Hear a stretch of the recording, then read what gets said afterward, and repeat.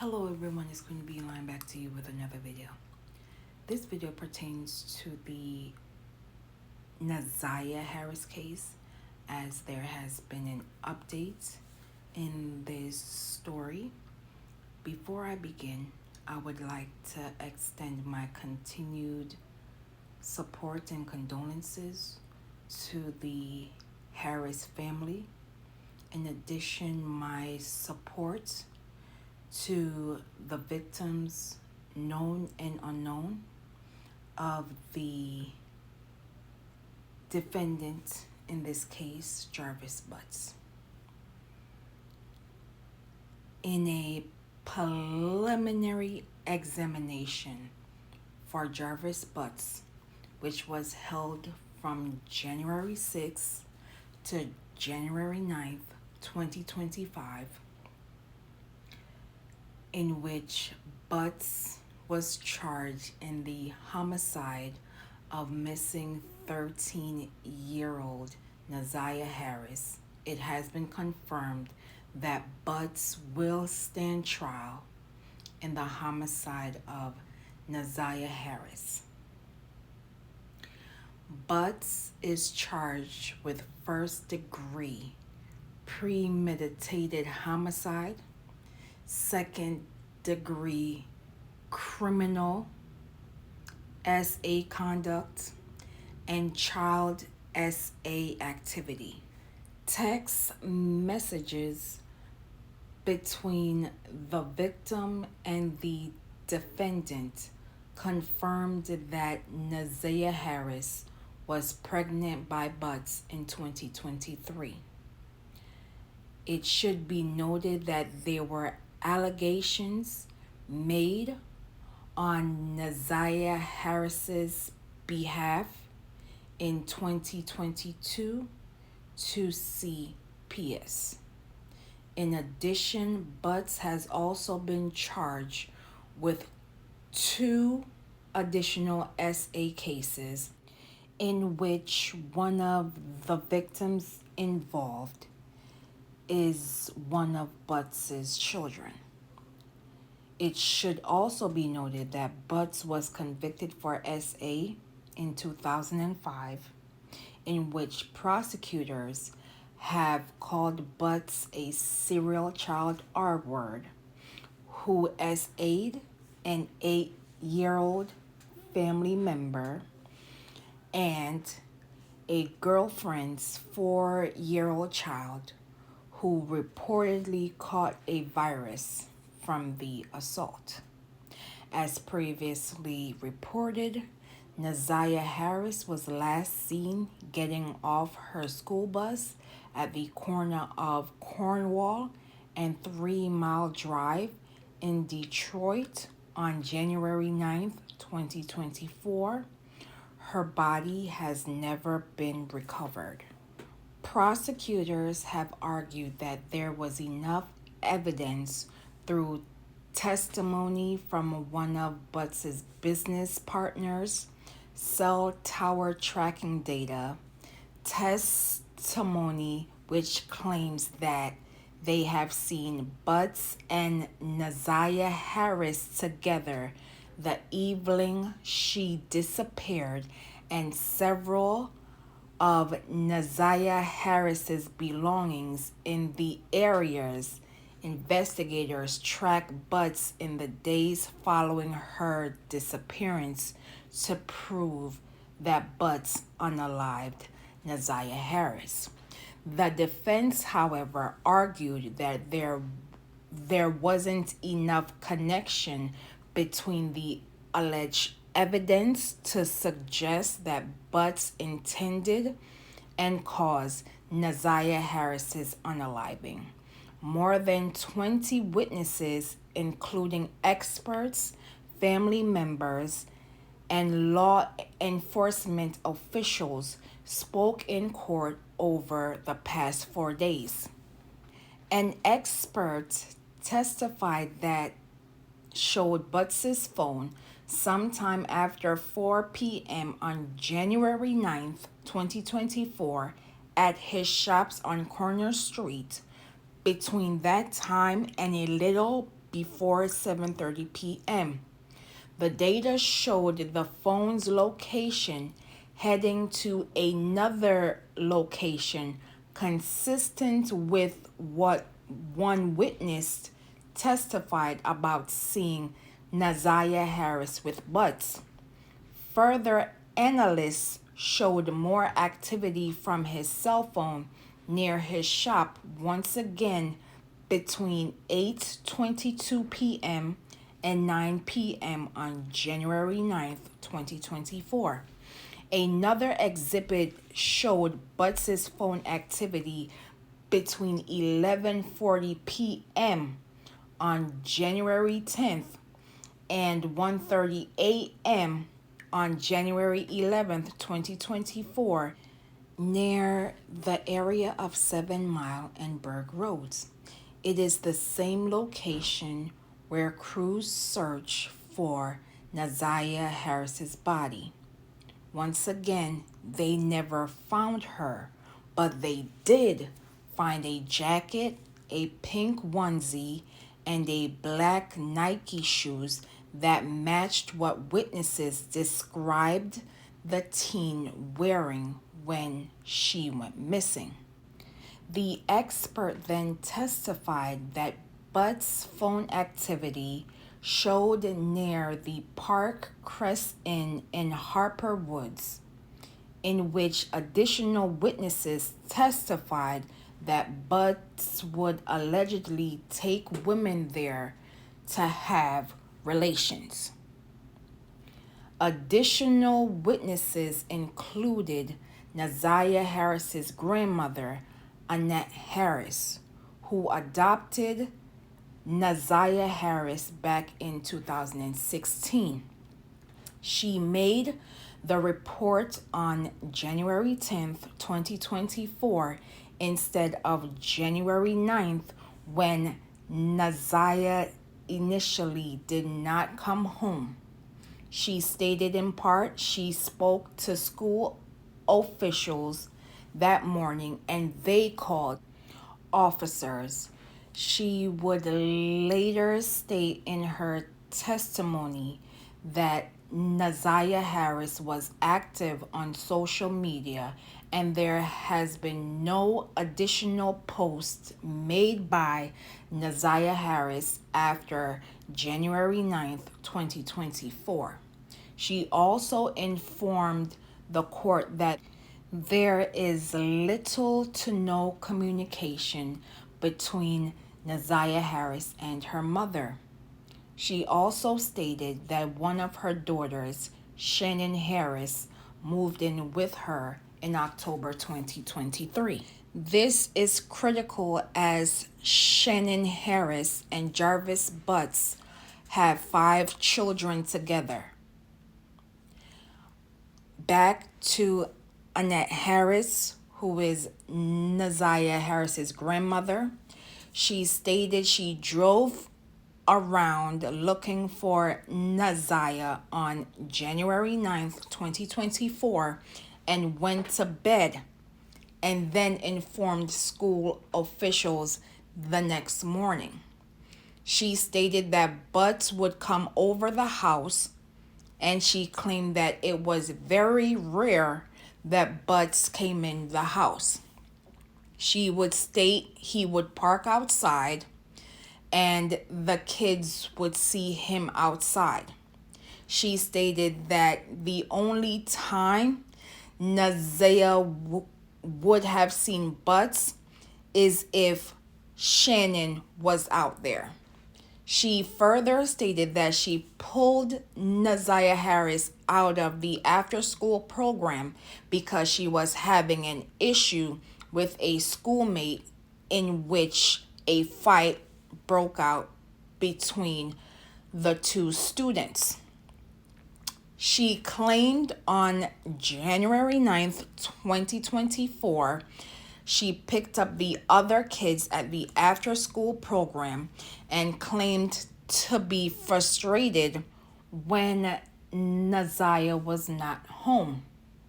She claims again she went and drove around the neighborhood and did not see Naziah Harris.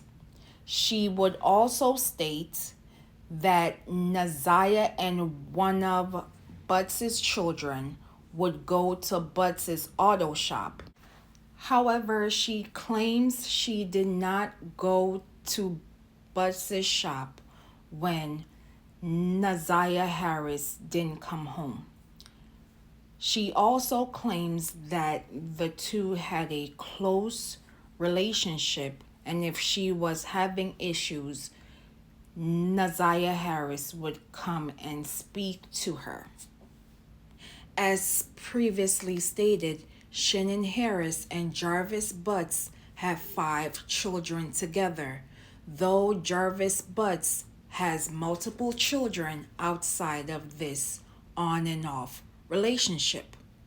Shannon Harris would inform the court that Jarvis Butts knew her niece Naziah Harris since she was 2 years old. She would describe the relationship as a normal uncle-niece bond between Butts and Naziah Harris and claimed that they had no outside relationship to her knowledge. Shannon Harris would further state that Naziah Harris would go to Butts's auto shop with one of her children. She stated that she did not know her niece to go to Butts's shop by herself. She would later claim that she saw messages between Naziah Harris and Butts on Naziah's tablet and confronted Butts via text. She would claim on January 9th, 2024, she did not leave the house after 3. When asked did she see Naziah Harris, she stated no. Instead of looking for her niece, Shannon Harris stated she called other relatives and Naziah Harris's friends to see if she was with them. Later on, Shannon Harris claims that she asked her mother should they call the cops, in which her mother stated no, they will take it up in the morning. On January 10th, 2024, according to Shannon Harris, she stated that she went to get flyers set up for missing posts for her niece Naziah Harris. She would confirm that her niece Naziah Harris never ran away and would not stay away from home. One of Naziah Harris's younger cousins testified about being in the room with another cousin while Butts took advantage and had relations with Naziah Harris. The cousin stated it was the first time she witnessed Butts coercing relations on her cousins. The younger cousin would testify that he would try to make advances toward her at one point, but she stated she was able to say no after recognizing what he was trying to do. Another witness who took the stand was Butts's ex-fiancée, Tanisha Davis, in which she stated they started dating back in 2019 and were engaged in 2023. She stated in part she was with him when Butts was supposed to turn himself in on January 9th, 2024. When officers initially met with her, she claimed she didn't know where Butts's phone was, so officers had to get a warrant for Davis's car in which they found Butts's phone. She would further state that Butts was around her children and would come over twice a week and park his car around the corner and would leave her house at 2 a.m. claiming he was going home. Another witness who took the stand was Latricia Johnson, who met Butts back in 2019. They have a child together who is 2 years old.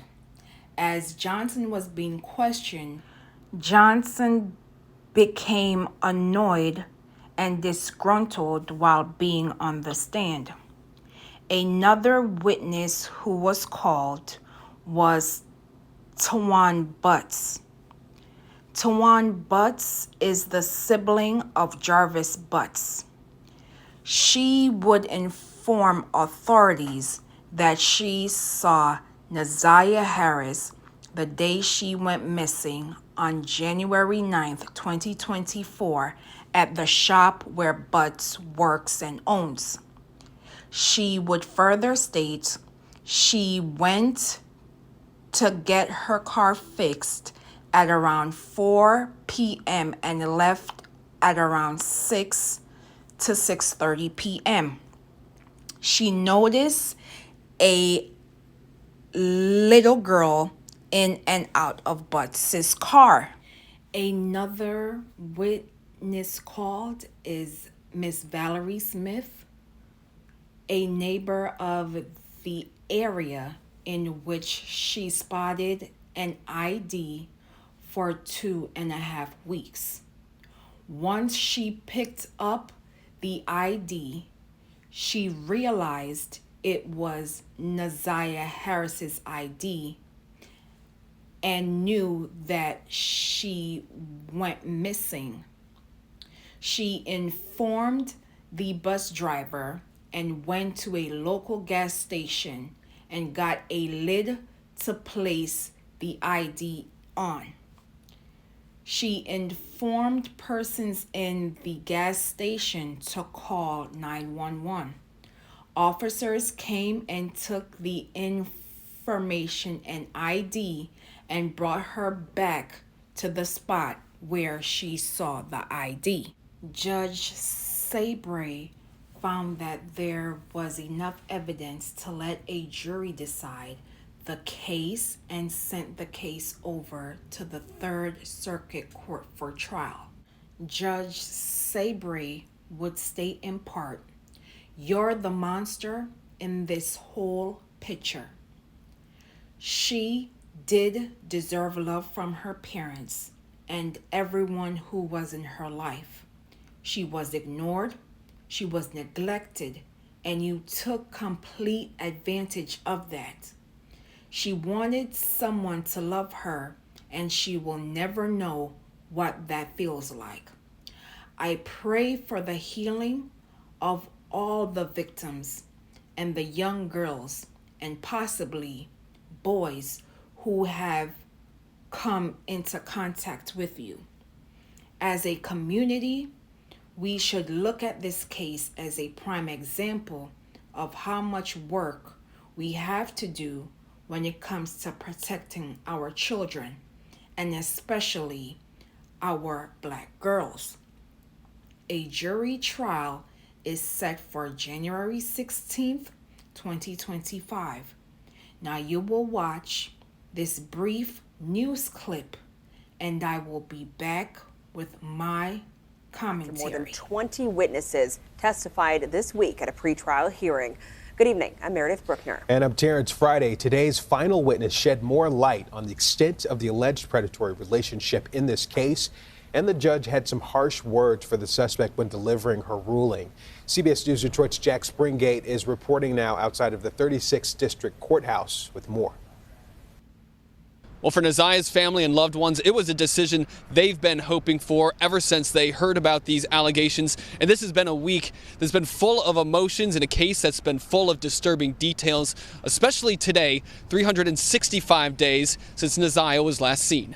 The judge listened to the prosecution make their final arguments. They believe there's enough evidence through November's testimony from one of Butts' business partners, cell tower tracking data, testimony from someone who claims to have seen Butts and Ziyah together the evening she disappeared, and a number of Ziyah's belongings. And the area investigators tracked Butts the day following her disappearance to prove that Jarvis Butts murdered Ziyah. They say her clothes found near 7 Mile and Berg Road with blood stains and Butts' DNA, as well as her disappearance completely from social media, should be enough evidence to prove that she's not only dead, but that Butts is the person behind it. The defense argued that there's not enough connection between the alleged evidence to suggest that Butts intended to cause Ziyah's death. Ultimately, Judge Sabri found that there is enough evidence to let a jury decide whether or not that is the case. Jarvis Butts, you are the monster in this whole picture. She did deserve love from her parents and everyone who was in her life. She was ignored, she was neglected, and you took complete advantage of that. She wanted someone to love her, and she will never know what that feels like. I pray for the healing of all the victims and the young girls and possibly boys who have come into contact with you. As a community, we should look at this case as a prime example of how much work we have to do when it comes to protecting our children and especially our Black girls. I pray for closure and healing for all those who have been traumatized by you. And for you, Jarvis Butts, I wish you a speedy trial and that justice be delivered. I also caught up with one of Ziyah's cousins following the decision to see how they are reacting to this upcoming jury trial. She held him accountable. She pointed out very significant things, even down to his body language during the whole thing. And I just really, me and my family just really appreciate her for that. Now, 1 year after Ziyah was last seen, Judge Sabri set this jury trial for January 16th. That's just 1 week from now. Make sure you stay with us here on CBS as we follow this trial from start to finish. And for now, reporting in front of the 36th District Courthouse, I'm Jack Springate. This baby was failed on so many levels. Not only was she failed within her own household, but she was failed outside of it as well, because the adults chose either to dismiss, ignore this precious baby. I've said this before and I will say it again.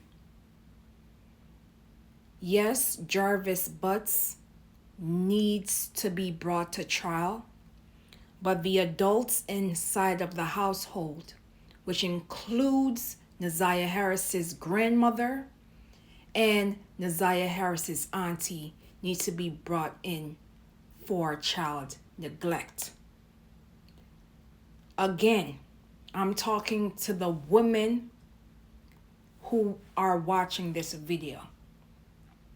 We all know when a child is acting different, not grown, not being feisty, but when a child who is acting a certain way, their patterns, their routines, all of a sudden is changing.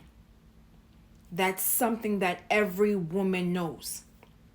Don't tell me that you did not know that this baby was pregnant. This baby was missing her cycle. This baby was 12, 13 years old. And every month, this baby has to get her cycle. The minute you guys noticed that she was not getting her cycle, it should have been a red flag that something was off. Something was off. But you chose to go to your bed while this baby is out here missing. You claim you love this baby. You claim you have a close relationship with this child. And when this child does not come home, y'all go to y'all bed.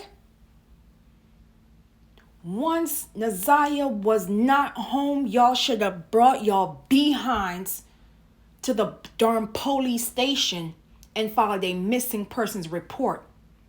You stated that this baby has never ran away. So how come you guys could have went to y'all Ross Clot bed and not think about this precious baby? The judge was absolutely right. This baby was ignored and was neglected, but saw that and he took full advantage of the whole situation. And the adults failed this baby. One thing that stood out to me while the auntie and grandmother were giving out their testimonies was their lack of empathy. Not once did they ever shed a tear for Ziyah Harris. Not once did they show heartache for losing this baby. And that's something that prosecutors, I hope, will use in this case to prove that they were neglecting this baby.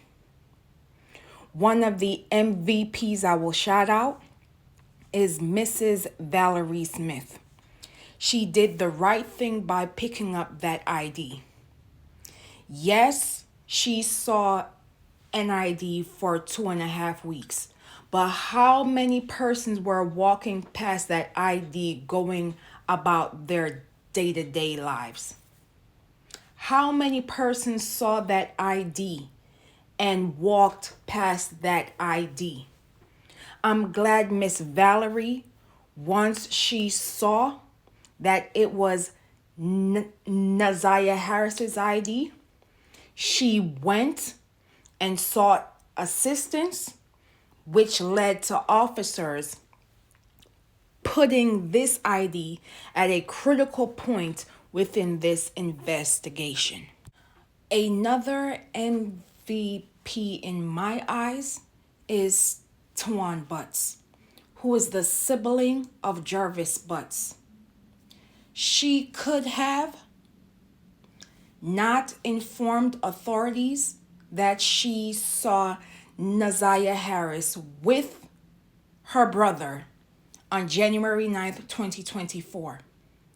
She had empathy and emotion for this little girl over her own grandmother and auntie who was living with her.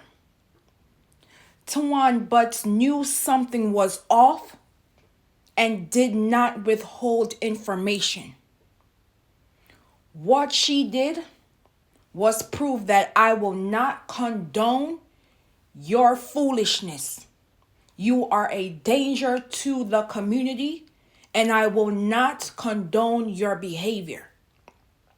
This has to be heart-wrenching to know that her brother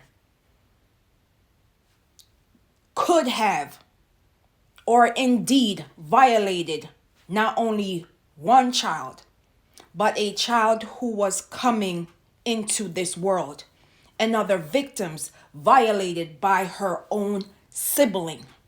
It's a hard pill to swallow, but she did the right thing.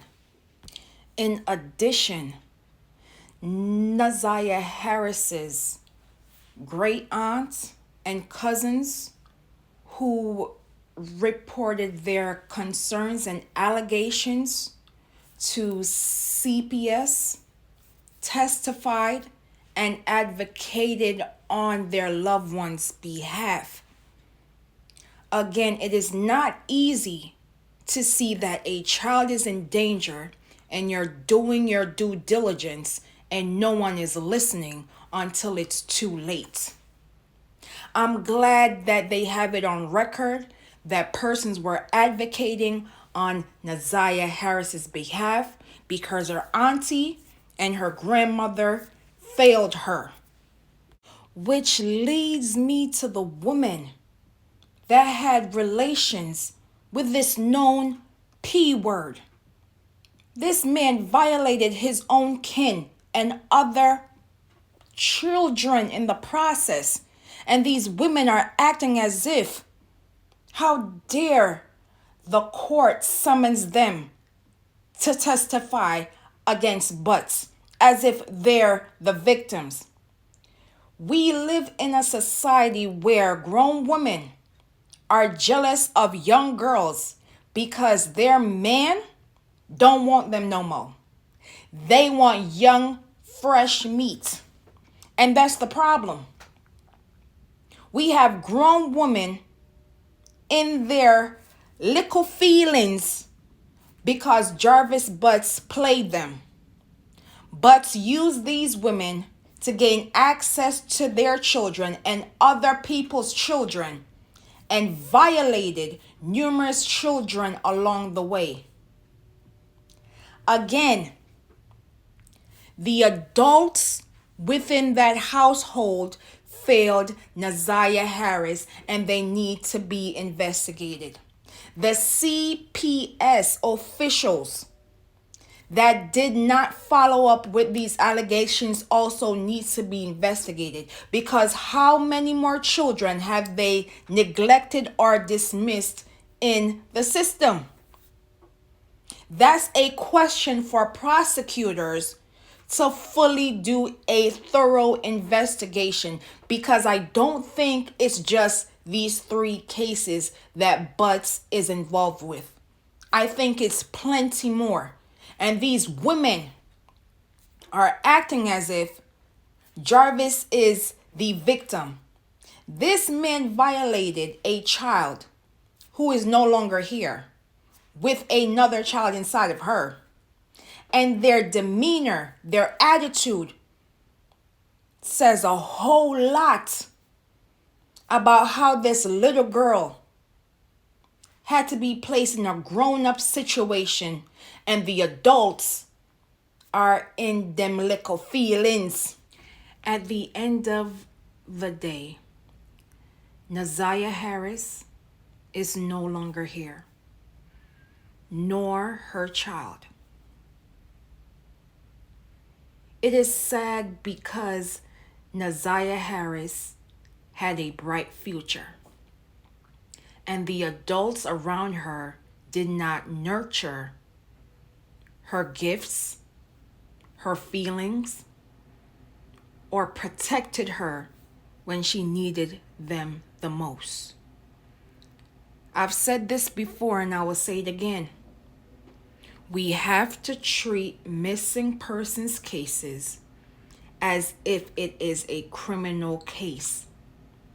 I promise you, the attitudes towards missing persons cases, it needs to be changed. And I need everyone to stop assuming that a person, regardless of their age, just ran away. Everyone has a pattern and or routine. If that person is not home or at their destination in which they stated they would be, something occurred. We should stop dismissing missing persons cases, especially when it is a Black child or an adult. It needs to stop. In addition, we need to be mindful of the information we are sharing online, because there are critical information that can be misused and be misguided, which can be weaponized against the victim and their family members. Time is of the essence, and we need to be mindful of when we see misinformation, disinformation, aka lying on someone who went missing.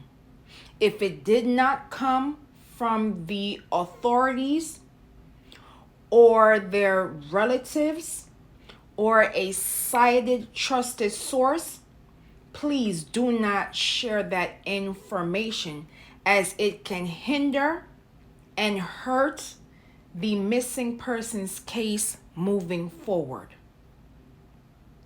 I will leave in the comments and description below for organizations and hotlines as it pertains to missing persons cases. Protect Black children. Say their names, known and unknown. Say her name, Ziyah Harris. Justice for Ziyah Harris. And as always, please be safe out here, and I will see you in the next video.